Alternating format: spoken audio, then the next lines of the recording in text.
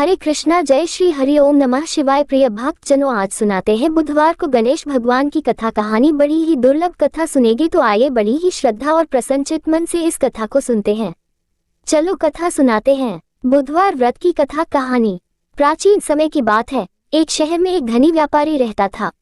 वह बहुत धार्मिक था और प्रत्येक बुधवार को व्रत करता था। वह भगवान बुद्ध की पूजा करता और गरीबों को दान देता। एक दिन वह व्यापारी एक नगर में व्यापार के लिए गया। वहां उसे एक सुंदर युवती दिखी जो उस राज्य के राजा की पुत्री थी। व्यापार के काम से फुर्सत मिलने के बाद व्यापारी ने विवाह करने की इच्छा जाहिर की। सौभाग्य से राजा ने विवाह के लिए स्वीकृति दे दी और दोनों का विवाह हो गया। कुछ दिन बाद व्यापारी अपनी पत्नी को लेकर अपने नगर लौटने लगा। रास्ते में बुधवार का दिन आ गया। व्यापारी ने बुधवार को यात्रा न करने की मान्यता के अनुसार वहीं रुकने की इच्छा जताई, लेकिन उसकी पत्नी ने जिद की कि वो तुरंत अपने नगर लौटना चाहती है। व्यापारी ने बहुत समझाया, लेकिन वह नहीं मानी। मजबूर होकर वह बुधवार को ही यात्रा करने लगा। रास्ते में अचानक अनेक कठिनाइयां आने लगी। रथ टूट गया, घोड़े घायल हो गए और वह दोनों जंगल में भटक गए। उसी समय भगवान बुद्ध प्रकट हुए और बोले, तुमने बुधवार की मर्यादा का उल्लंघन किया है, इसी कारण तुम्हें कष्ट हो रहे हैं। व्यापारी ने भगवान से क्षमा मांगी। उन्होंने व्रत की महिमा को समझा और प्रतिज्ञा की कि आगे से वह नियमपूर्वक बुधवार का व्रत करेंगे। इसके बाद भगवान बुद्ध अंतर्ध्यान हो गए और सभी परेशानियां समाप्त हो गईं। व्यापारी सकुशल अपने नगर पहुंच गया। तब से वह और उसकी पत्नी श्रद्धा से बुधवार का व्रत करने लगे और उनका जीवन सुखमय हो गया। इसी में दूसरी कथा सुनाते हैं। भाई बहन की विनायक जी की कहानी। एक भाई बहन थे। बहन का नियम था कि भाई का मुंह देखकर ही खाना खाती थी। रोज उठती, काम करती, भाई का मुंह देखने जाती। रास्ते में खेजड़ी के पेड़ के नीचे विनायक जी की मूर्ति, तुलसी माता हरी भरी थी। पथवारी माता दूध दही में हिसोले ले रही थी। ऊपर सूरज भगवान तप रहे थे। वो भाई का मुंह देखने जाती और कहती, भगवान मेरे को अमर सुहाग देना और अमर पिहरवासा देना। ऐसा कहती और आगे जाती। रास्ते में कांटों की झाड़ियां थी, जिससे बहन के पैर में कांटे चुभते। घर गई, भाई का मुंह देखा, बैठा। भाभी ने पूछा, बाईसा पैर में क्या हुआ? तो बहन बोली, रास्ते में कांटा चुभ गया। ऐसा कहकर बहन वापस अपने घर आ गई। भाई ने पूछा, बहन गई क्या? तो उसकी पत्नी ने कहा, बाईसा आ गए, उनके पांव में कांटा चुभ गया।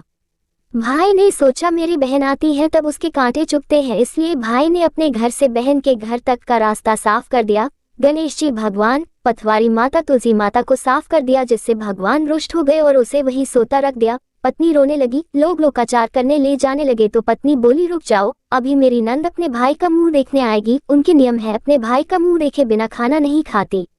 कुछ लोग बोले, आज तो मुंह देख लेगी, कल क्या करेगी? एक बुजुर्ग व्यक्ति बोला, थोड़ी देर और ठहर जाओ। बहन रोज की तरह भाई का मुंह देखने निकली। तब रास्ता साफ किया हुआ देखा तो वापस खेजड़ी की डाली लगाई, 7 पत्थर लेके पथवारी माता बैठाए, तुलसी माता का पेड़ लगाया, गणेश जी भगवान की मूर्ति स्थापित कर, सूरज भगवान को साक्षी मान सबके पांव पकड़कर बोली, भगवान अमर सुहाग देना, अमर पिहरवासा देना। इतना कहकर वो आगे चली गई। खेजड़ी, विनायक जी भगवान, तुलसी माता, पथवारी माता, सूरज भगवान ने सोचा, इसकी नहीं सुनी तो अपने को कौन मानेगा। भगवान ने उसे आवाज दी, बेटी वापस आकर खेजड़ी की 7 पत्तियां ले जाकर तेरे भाई के कच्चे दूध में घोलकर छींटे देना, वो उठकर बैठ जाएगा। बहन ने पीछे मुड़कर देखा, वहां कोई नहीं था, पर उसने सोचा, सुना, जैसा कर लेती हूँ। खेजड़ी की 7 पत्तियां लेकर वो भाई के घर पहुंची। देखा भाभी रो रही हैं, लोग बैठे हैं, भाई की लाश रखी है। वो घर में गई, खेजड़ी की पत्तियों को कच्चे दूध में घोलकर भाई के छिटा लगाया। भाई उठकर बैठ गया और बहन से बोला, बहुत ही गहरी नींद आई है। बहन बोली, ऐसे नींद दुश्मन को भी न आए।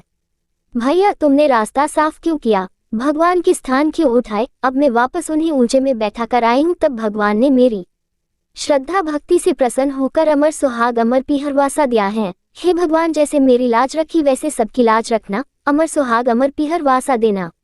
जय बोलो विनायक जी, पथवारी माता, तुलसी माता, खेजड़ी, सूरज भगवान की जय। चलो इसी में तीसरी कथा सुनाते हैं। एक बुढ़िया माई थी, मिट्टी के गणेश जी की पूजा करती थी।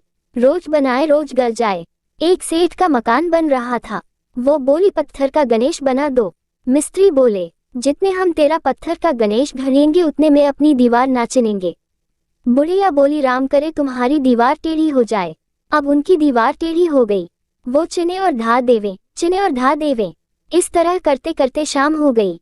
शाम को सेठ आया, उसने कहा, आज कुछ भी नहीं किया, वो कहने लगे एक बुढ़िया आई थी, वो कह रही थी मेरा पत्थर का गणेश घर दो। हमने नहीं गढ़ा तो उसने कहा तुम्हारी दीवार टेढ़ी हो जाए। तब से दीवार सीधी नहीं बन रही है, बनाते हैं और ढा देते हैं। सेठ ने बुढ़िया बुलवाई। सेठ ने कहा हम तेरा सोने का गणेश गढ़ देंगे, हमारी दीवार सीधी कर दो। सेठ ने बुढ़िया को सोने का गणेश गढ़ा दिया। सेठ की दीवार सीधी हो गई। जैसे सेठ की दीवार सीधी की वैसी सबकी करना। चलो इसी में लपसी तपसी की कथा सुनाते हैं। एक लपसी था, एक तपसी था। तपसी हमेशा भगवान की तपस्या में लीन रहता था। लपसी रोजाना सवा सेर की लापसी बनाकर भगवान का भोग लगाकर जीम लेता था। एक दिन दोनों लड़ने लगे। तपसी बोला मैं रोज भगवान की तपस्या करता हूँ इसलिए मैं बड़ा हूँ।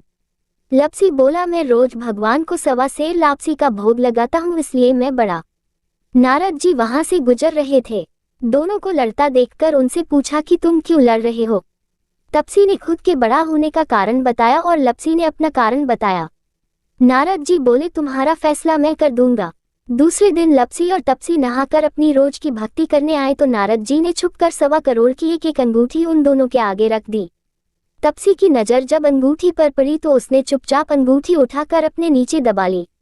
लपसी की नजर अंगूठी पर पड़ी लेकिन उसने ध्यान नहीं दिया, भगवान को भोग लगाकर लापसी खाने लगा। नारद जी सामने आए तो दोनों ने पूछा कि कौन बड़ा। तो नारद जी ने तपसी से खड़ा होने को कहा। वो खड़ा हुआ तो उसके नीचे दबी अंगूठी दिखाई पड़ी। नारद जी ने तपसी से कहा तपस्या करने के बाद भी तुम्हारी चोरी करने की आदत नहीं गई, इसलिए लपसी बड़ा है और तुम्हें तुम्हारी तपस्या का कोई फल भी नहीं मिलेगा। तपसी शर्मिंदा होकर माफी मांगने लगा। उसने नारद जी से पूछा मुझे मेरी तपस्या का फल कैसे मिलेगा। नारद जी ने कहा यदि कोई गाय और कुत्ते की रोटी नहीं बनाएगा तो फल तुझे मिलेगा।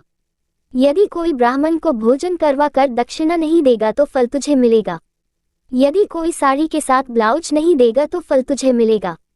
यदि कोई दिए से दिया जलाएगा तो फल तुझे मिलेगा। यदि कोई सारी कहानी सुने लेकिन तुम्हारी कहानी नहीं सुने तो फल तुझे मिलेगा। उसी दिन से हर व्रत कथा कहानी के साथ लपसी तपसी की कहानी भी सुनी और कही जाती है। आज की वीडियो अच्छी लगी हो तो वीडियो को एक लाइक जरूर करें और भगवान गणेश जी की जय जरूर लिखें और हमारे हिंदी स्टोरी चैनल को भी सब्सक्राइब करें। धन्यवाद।